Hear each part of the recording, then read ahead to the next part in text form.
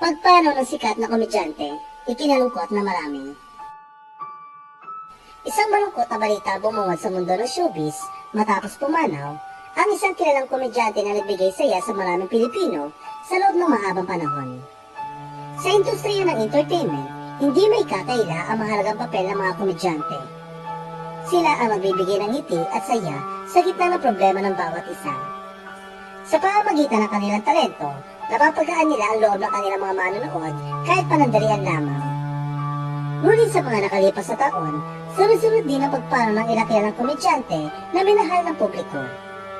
At ngayon, isa na namang mahusay na komedyante ang tuluyan ng namaalam, na nag-iwan ng lungkot sa industriya at sa kanyang mga kasamahan.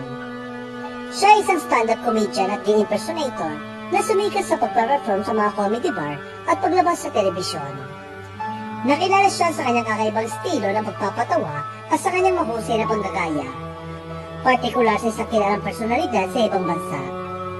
Bukod sa live performances, naging bahagi rin siya ng ilang comedy at variety show sa telebisyon, gaya ng Comedy Bar, Sunday Pinasaya at Lap Camera Action.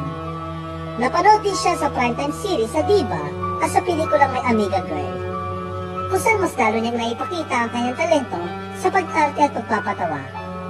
Nakatrabaho rin niya ang iba't ibang artista at komedyante sa industriya, at naging bahagi pa ng isang online show kung saan mas nakilala pa siya ng mas batang audience.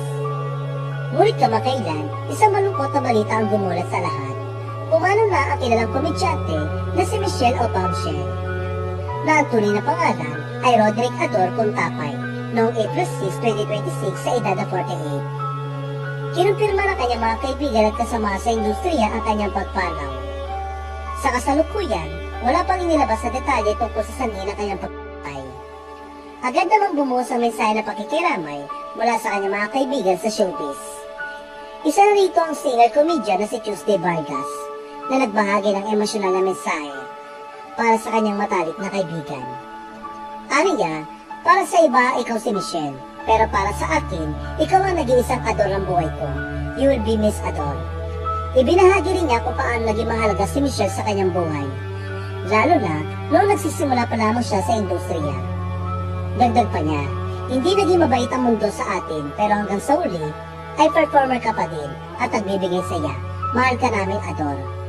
Nagbigay pugay rin ang komedyante si John Lapus sa simpleng mensahe na, Nak Michelle o Bombshell, mahal ka ng mama. Samantala, hindi rin napigilan magluksa ng TV host at comedian na si Bubay na nagsabing, I love you so much. May you find everlasting peace. I will never forget all the learnings. Sa kanyang pagpanaw, muling pinaalalahanan ng lahat kung gaano kahalaga ang bawat sandali. Sa kabila ng kanyang pagkawala, mananatili ang alaala ng kanyang pagpapatawa at ang saya ng kanyang iniwan sa puso ng maraming Pilipino.